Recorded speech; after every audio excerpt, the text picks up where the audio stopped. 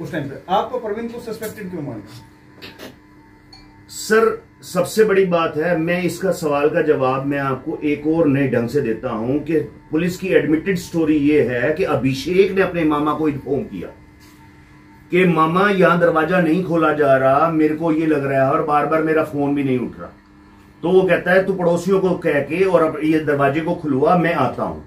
तो उसका पहला वर्षन आया कि जब वो आया तो उसके ऊपर भी फायरिंग हुई, जिसको पुलिस कहती है इसको उस कंफ्यूजन के अंदर जो है दिमाग के अंदर वहम पड़ गया, उस स्टोरी को वो खा गए। तो मैंने कभी नहीं कहा, मैंने इसको सस्पेक्ट तब माना, मैंने इसको सस्पेक्ट नहीं माना, पुलिस ने इसको सस्पेक्ट माना है। पुलिस ने परवीन को बुलाया, उससे पूछताछ करी, पुलिस ने अभिषेक के भी हाथ टेस्ट करवाए, उसी दिन मौके के ऊपर करवाए, संदीप से भी पूछताछ सीआईए में करी गई, 4-5 और सस्पेक्ट भी थे उनसे भी की गई।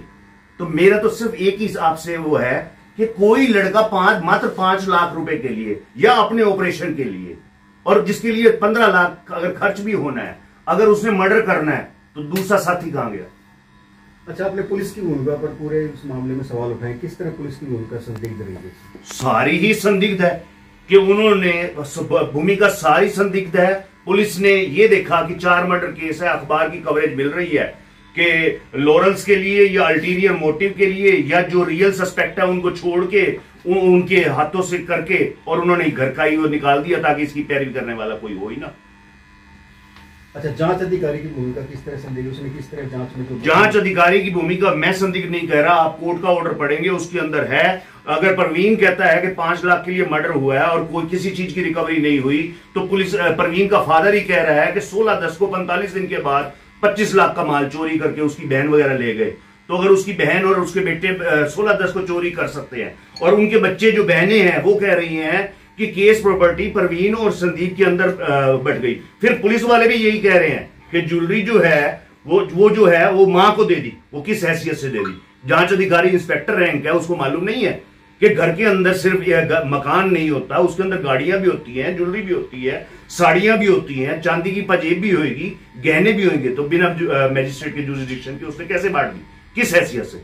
ये सबसे बड़ा सस्पेक्ट इस बात का है कि पुलिस को किसने पावर दे दी कि जो मकान है उसको सील करके कोर्ट का ऑर्डर लेना चाहिए, उनको सारे माल को रिकवर करके रिकवरी मीमो बना के कोर्ट का ऑर्डर लेना चाहिए कि मौत के बाद ये सामान घर के अंदर था, सारी वीडियोग्राफी कराते और कोर्ट के अंदर बताते और कोर्ट का ऑर्डर लेते, बोलो किसको देना है। उसके अंदर अगर मां आती, चाहे संदीप आता, चाहे संदीप का फादर आता, कोई भी आता, वो आके कस्टडी लेता, चाहे परवीन लेता, चाहे नाना। ये लीगल वे था, इस लीगल वे की वायलेशन हुई है और इंस्पेक्टर रैंक के बंदे से हुई है जो कि 3 डीएसपी के नीचे काम कर रहा है, जो कि 3 डीएसपी के। तो इसके अंदर तो क्या है भूमिका, सारे एक पुलिस आयु की नहीं, पूरे पुलिस डिपार्टमेंट की भूमिका डाउटफुल।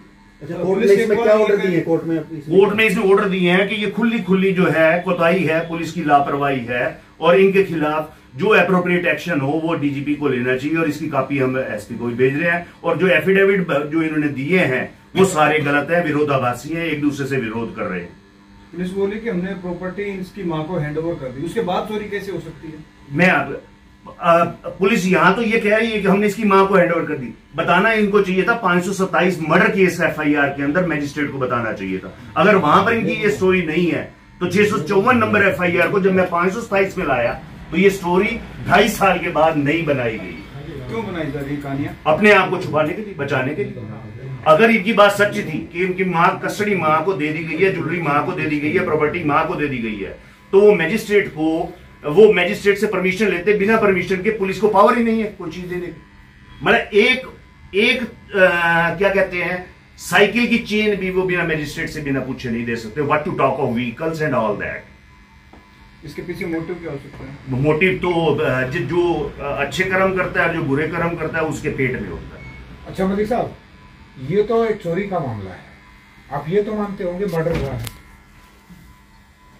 3 आदमी मरे हैं, उनका पोस्टमार्टम हुआ है, चौथी 29 को मरी है, उनका पोस्टमार्टम हुआ है।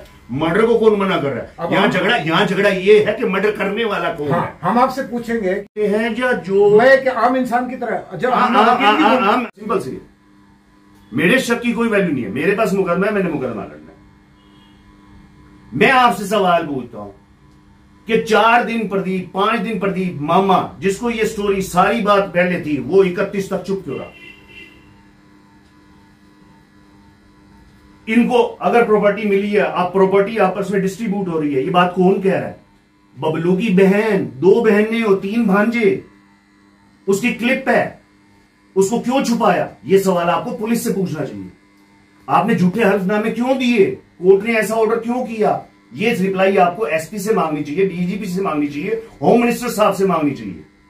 अच्छा, अब स्टेटस क्या है? हरियाणा के होम मिनिस्टर को तो एक्टिव मानता हूं, प्रोएक्टिव मानता हूं, और इनका केस तो उस केस में कवर होता है, क्योंकि ये मामला है 16/10/21 का, और आज तक इसकी कैंसलेशन रिपोर्ट डीएसपी के पास पेंडिंग है, यानी 2 साल से ऊपर हो गए।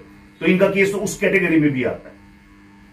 चीफ मिनिस्टर साहब से और जितने और लोग हैं जो थोड़ा सी भी विजडम रखते हैं, उनसे ये पूछता हूं कि ये कैंसलेशन रिपोर्ट 2 साल तक क्यों नहीं कोर्ट के अंदर गई, और क्यों राजेंद्र के कहने के ऊपर मुकदमा दर्ज हो रहा है, इंस्पेक्टर रैंक का बंदा कर रहा है, और क्यों राजेंद्र के एफिडेविट के ऊपर मुकदमा विड्रॉ हो जाता है? खास तौर पर जब मुलजिमों को पकड़ लिया जाए, उनका मेडिकल करवा लिया जाए और उनसे चोरी का सामान बरामद कर लिया जाए, जैसा कि इस कोर्ट के अंदर, इस ऑर्डर के अंदर ऑब्जर्व किया गया।